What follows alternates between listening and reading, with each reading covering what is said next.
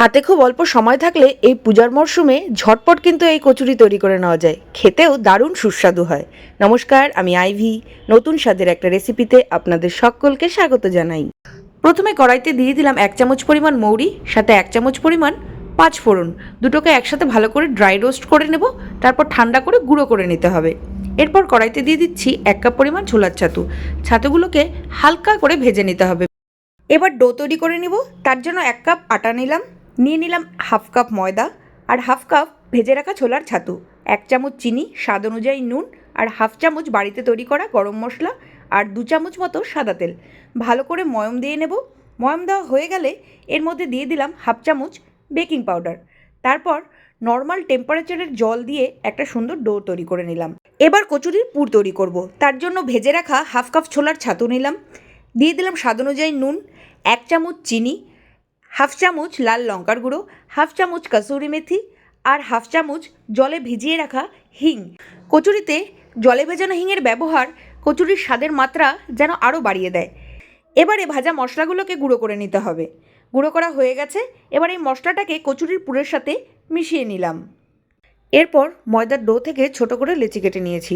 লেচিটাকে প্রথমে হাতের সাহায্যে গোল গোল করে নিলাম, তারপর লেচির মাঝখানে 2 আঙুলের চাপ দিয়ে দিয়ে ঠিক এরকম বাটির মতো করে তৈরি করে নিয়েছি। বাকিগুলোও ঠিক একই রকমভাবে তৈরি করে নেব।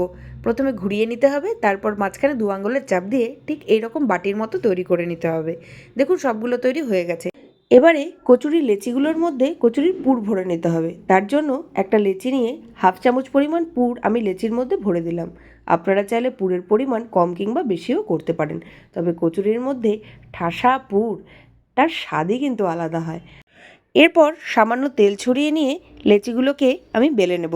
তার জন্য আমি একটা বেলনির ব্যবহার করেছি। আপনারা চাইলে হাতের মাধ্যমে চেপে চেপেও কিন্তু এই কচুরি তৈরি করে নিতে পারেন। কচুরি বেলা এমন কোনো কঠিন কাজ নয়, তবে এই কচুরিগুলোকে কিন্তু মিডিয়াম থিকনেসে রেখেই বেলে নিতে হবে। এরপর কড়াইতে তেল সামান্য গরম করে নিয়েছি। খুব বেশি গরম করলে কিন্তু কচুরি একবারে পুড়ে উঠবে।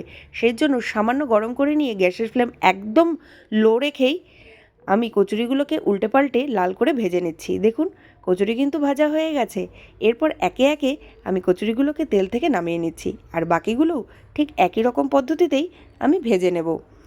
তৈরি হয়ে গেছে আজকের রেসিপি হিঙের কচুরি। আজকের রেসিপি যদি আপনাদের ভালো লাগে তাহলে এই রেসিপির স্বাদ ভাগ করে নেবেন চেনা পরিচিত আর প্রিয়জনদের সাথে। কচুরিগুলো কিন্তু বেশ মুচমুচে হয়েছে। বাড়িতে অবশ্যই একবার ট্রাই করে দেখবেন।